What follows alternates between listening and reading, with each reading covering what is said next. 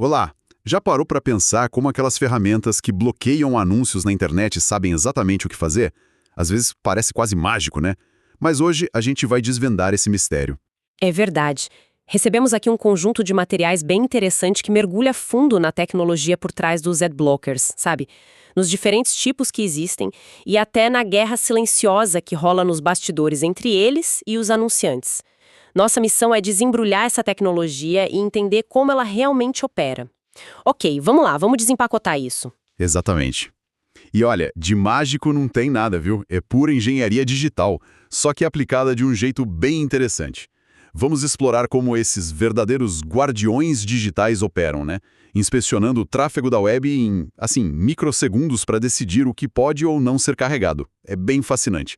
Guardiões digitais. Gostei. É um processo que envolve desde listas de filtros gigantescas, sabe? Que são atualizadas o tempo todo. Passando pelas opções que a gente tem para personalizar esse bloqueio, né? E a variedade de ferramentas. É impressionante. Tem desde extensões simples até soluções que protegem, tipo, a rede doméstica inteira. E claro, como essa tecnologia vive se adaptando nesse jogo constante com quem veicula anúncios, é um eterno gato e rato. Então, tá. A ideia central, pelo que eu entendi dos materiais, é que o Adblocker funciona meio como um segurança na porta do nosso navegador, certo? Ele intercepta todas as requisições que o navegador faz quando a gente acessa um site.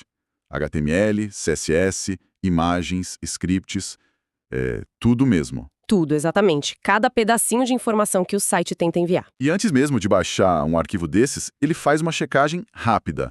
Ele compara o endereço ao URL daquela requisição com umas listas de filtros enormes. Se aquele endereço parece suspeito, se bate com algum item da lista negra de anúncios, pronto, a requisição é simplesmente cancelada ali mesmo. Na hora. É uma vigilância constante, quase invisível pra gente. E essa checagem tem que ser incrivelmente rápida, né? Para não atrapalhar a nossa navegação, claro.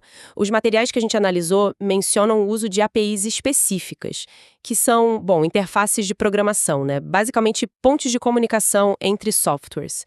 APIs como a Web Request ou a mais recente, a Declarative Net Request.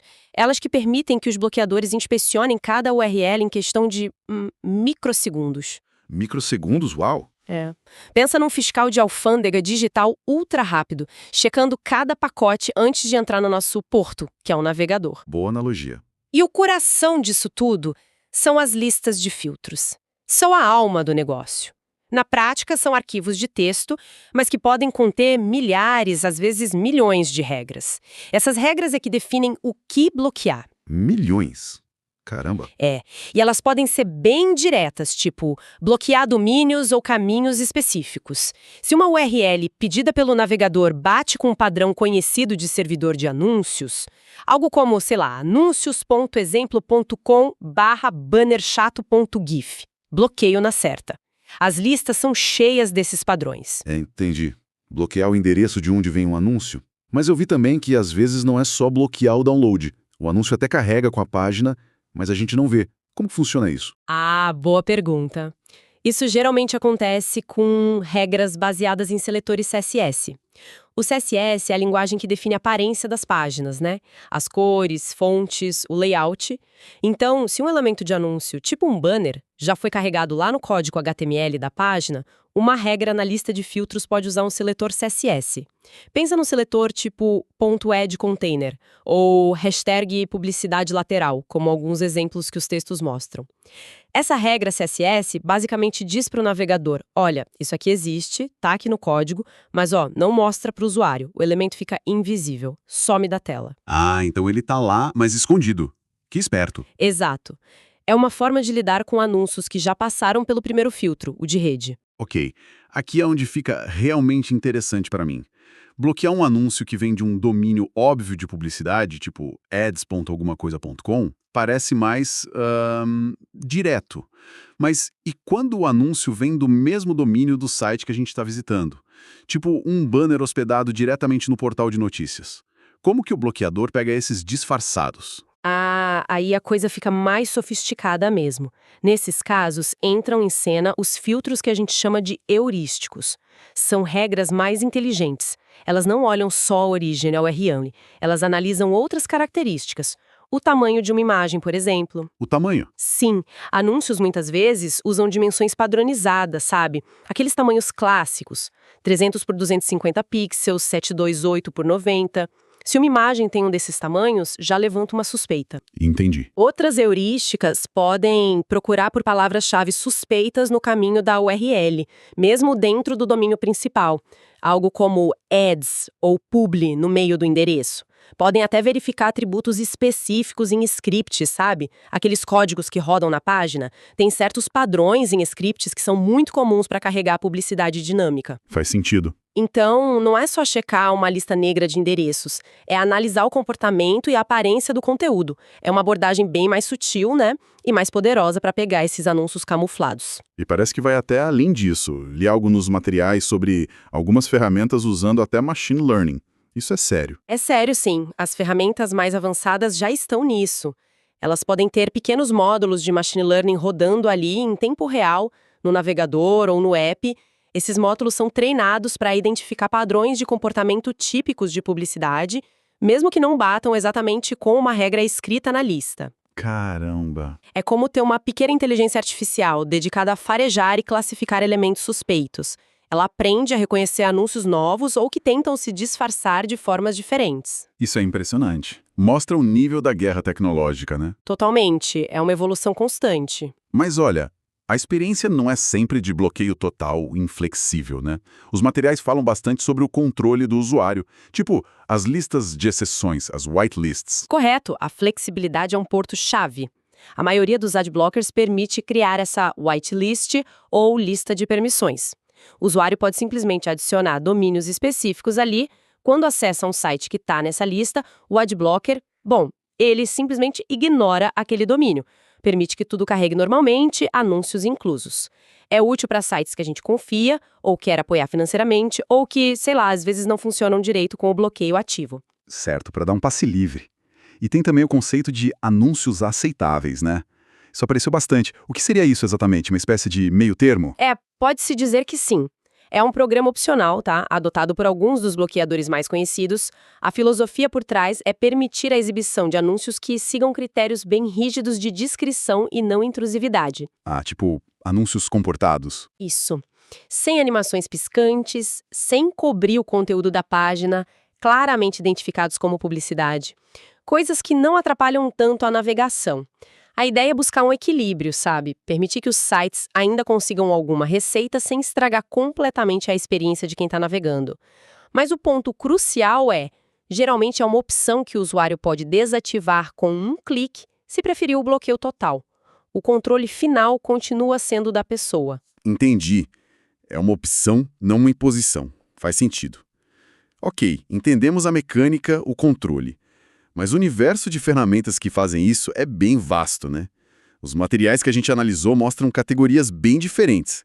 Quais são as principais abordagens para bloquear anúncios? Sim, existe um verdadeiro arsenal disponível. Acho que a forma mais fácil de pensar sobre isso é pelo escopo da proteção que cada uma oferece. A categoria mais popular, sem dúvida, são as extensões de navegador. Coisas como o Block Origin, Adblock Plus, Ghostery.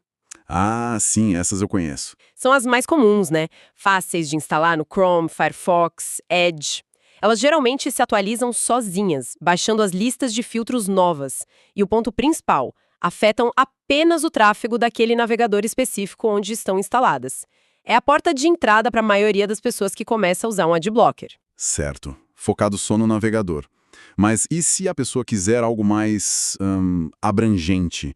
Que pegue anúncios em outros aplicativos no computador também, tipo, Spotify, apps de chat. Boa. Aí a gente sobe um nível, para o nível do sistema operacional. Existem aplicativos independentes, como o AdGuard Desktop é um exemplo citado. Eles funcionam de um jeito diferente.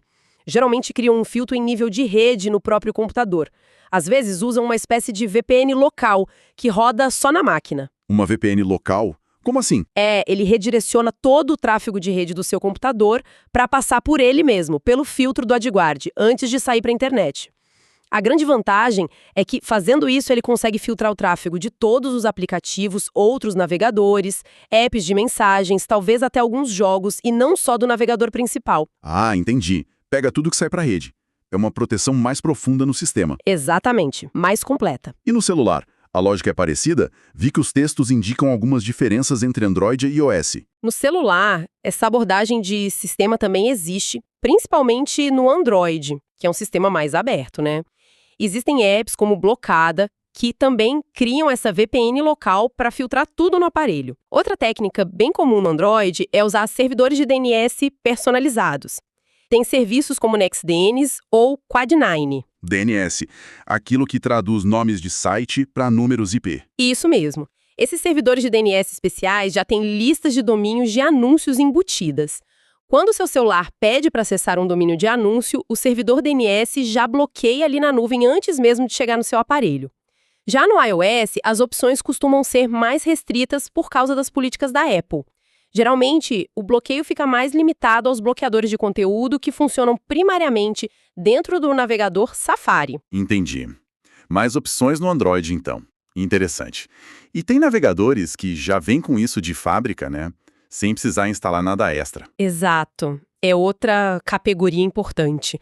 Navegadores com bloqueio nativo. Brave, Vivaldi, Opera são exemplos bem conhecidos. Eles já trazem bloqueadores de anúncios e, muitas vezes, de rastreadores também, embutidos no próprio navegador. O Brave, por exemplo, é citado nos materiais por usar um motor de filtragem bem eficiente, escrito em Rust, integrado diretamente na engine do navegador. Isso torna o bloqueio muito rápido e leve. Faz sentido, já está tudo integrado ali. E para quem é mais, digamos, hardcore e quer a proteção definitiva, cobrindo todos os dispositivos da casa, celulares, tablets, smart TVs, de uma vez só. Para esse nível de proteção, a solução é em nível de rede doméstica. É o bloqueio na fonte, lá no roteador ou perto dele.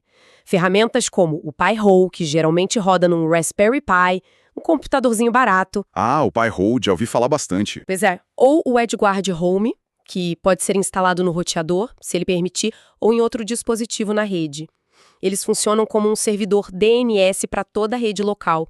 Qualquer dispositivo na sua casa, celular, computador, TV, que tentar acessar um domínio conhecido por servir anúncios, esse DNS customizado simplesmente não resolve o endereço. Retorna um endereço inválido, tipo 0.0.0.0. E aí a conexão com o servidor de anúncios falha. Exatamente. O anúncio nem chega a ser requisitado pelo dispositivo, é um bloqueio na raiz da conexão para todos os aparelhos conectados na sua rede Wi-Fi. Bem eficaz. Nossa, isso é bem poderoso. E até mesmo antivírus e VPNs entraram nessa onda, né? Li que muitas suítes de segurança e serviços de VPN agora incluem algum tipo de bloqueio também. Sim, é uma tendência clara que os materiais apontam. Muitas suítes de segurança conhecidas, tipo Bitdefender, Kaspersky, e serviços de VPN, como o Private Internet Access com aquela função MASE, eles incorporam listas de bloqueio como um recurso adicional. Frequentemente o foco vai um pouco além dos anúncios, incluindo também scripts maliciosos ou de rastreamento mais invasivo, e muitos deles já conseguem fazer inspeção até no tráfego criptografado, HTTPS, o que é importante hoje em dia. Funciona como uma camada extra de proteção e privacidade integrada a um serviço que a pessoa às vezes já usa para outra coisa. Entendi. Ver um recurso de segurança também faz todo sentido. Mas essa relação toda, né, entre quem vive de anúncios e quem os bloqueia, parece mesmo um eterno jogo de gato e rato, como os materiais descrevem bem. Os sites tentam detectar os bloqueadores, ficam tentando descobrir se a gente está usando. Exatamente. E os bloqueadores respondem com técnicas antidetecção. É uma corrida armamentista digital que não para. Os sites usam scripts para verificar se certos elementos de anúncio carregaram direitinho ou se domínios conhecidos de publicidade estão acessíveis a partir do navegador do usuário. Se detectam um bloqueador, eles podem mostrar uma mensagem pedindo para desativar ou, em alguns casos, até restringir o acesso ao conteúdo. Já vimos isso acontecer, né? Sim, sim. Aquelas barreiras chatas. E os bloqueadores não ficam parados vendo isso, né? O que eles fazem? De jeito nenhum. Os desenvolvedores das ferramentas e principalmente das listas de filtros estão sempre atualizando os seus métodos para contornar essas detecções. Eles tentam esconder os sintomas do bloqueio, fazer parecer que o anúncio carregou, mesmo que não tenha carregado, é bem técnico. E mesmo quando os próprios navegadores fazem mudanças técnicas grandes, como aquela transição para o Manifest V3 no Chrome, que deu o que falar porque limitou um pouco como as extensões podiam interceptar o tráfego em tempo real. Lembro dessa polêmica. Pois é. Mesmo com isso, os desenvolvedores se adaptaram. Eles encontraram novas formas de manter a eficácia dos bloqueadores, mesmo dentro das novas regras. Usaram técnicas como otimizar e pré-compilar as listas de filtros para que elas pudessem ser usadas pela nova API Declarative Net Request de forma eficiente. E aqui, olha, vale muito destacar a agilidade impressionante da comunidade open source nisso tudo. Muitos dos bloqueadores mais eficazes e populares são projetos de código aberto mantidos por voluntários do mundo todo. Verdade. Essa natureza colaborativa permite uma resposta muito rápida às novas táticas de anúncios e de detecção que os sites inventam. É realmente um testemunho do poder da colaboração nesse espaço digital. Uau! Realmente, é muito mais complexo e dinâmico do que eu imaginava inicialmente. Então, tentando resumir um pouco do que a gente viu aqui, baseado nos materiais, adblockers são ferramentas surpreendentemente sofisticadas. Não é só um botão de liga-desliga, né? Usam listas enormes, regras inteligentes de CSS para esconder coisas, usam heurísticas espertas para pegar anúncios disfarçados e, pasme, até machine learning em alguns casos. Exato. É tecnologia de ponta rodando ali. E existe uma variedade imensa de abordagens, desde as extensões de navegador, super populares, até aplicativos de sistema, bloqueio nativo nos próprios browsers e as soluções para a rede inteira como o Pi-hole. É uma tecnologia que está sempre evoluindo, nesse cabo de guerra constante com um ecossistema de publicidade online. Uma briga boa. E isso tudo, claro, dá mais controle para a gente sobre nossa experiência na web, né? Melhora a velocidade, privacidade. Mas, obviamente, levanta aquela questão fundamental sobre como o conteúdo gratuito que a gente consome na internet é financiado. É um equilíbrio bem delicado. Exatamente. Toca num ponto central da nossa vida digital hoje.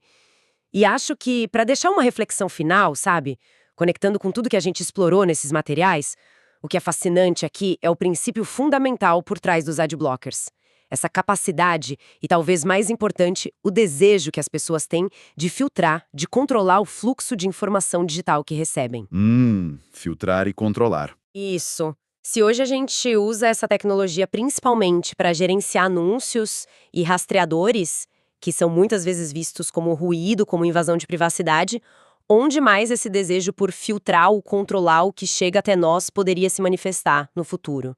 Que outros tipos de conteúdo, sabe? Ou interações online, ou talvez até os algoritmos de recomendação que tanto moldam o que a gente vê. Será que as pessoas vão querer gerenciar tudo isso de forma mais ativa, usando princípios técnicos parecidos com os que a gente viu hoje nos adblockers? Uma pergunta interessante. Fica a pergunta no ar, né? Sobre como a gente vai querer moldar a nossa própria realidade digital daqui pra frente. É algo pra gente pensar.